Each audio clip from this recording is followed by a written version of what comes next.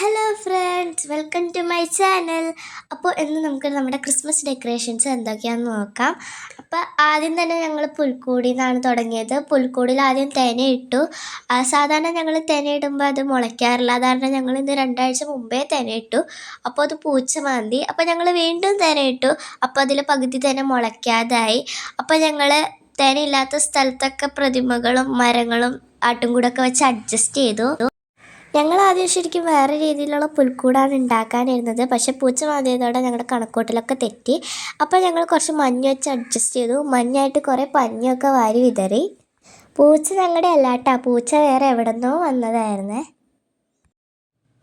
ലൈറ്റൊക്കെ ഇട്ടപ്പോഴേക്കും പുൽക്കൂട് കാണാൻ ഇച്ചിരി ഭംഗിയൊക്കെ തോന്നി തുടങ്ങി. പിന്നെ ഞങ്ങൾ ഗുഹയൊക്കെ ഉണ്ടാക്കി, അതിൻ്റെ അകത്ത് ലൈറ്റൊക്കെ ഇട്ടു. വഴി ഞങ്ങൾ ചെറിയ പാറക്കല്ലൊക്കെ വെച്ചാണ് ഉണ്ടാക്കിയത്.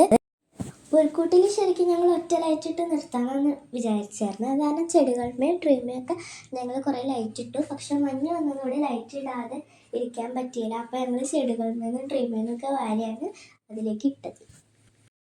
തെർമാക്കോൾ വെച്ചായിരുന്നു ബൗണ്ടറി ഒക്കെ ഉണ്ടാക്കിയത്.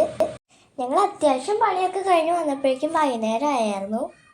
പിന്നെ വേഗം റെഡിയായി വന്നപ്പോഴേക്കും പപ്പയൊക്കെ വന്നു. ഞങ്ങൾ അടിച്ചു പൊളിച്ചു. ക്രിസ്മസ് പപ്പ വന്ന് പോയപ്പോഴേക്കും ഞങ്ങൾ ഒരുപാട് പൂത്തിരി കമ്പിത്തിരി പടക്കമൊക്കെ കത്തിച്ചു. പിന്നെ കേക്കൊക്കെ മുറിച്ചു.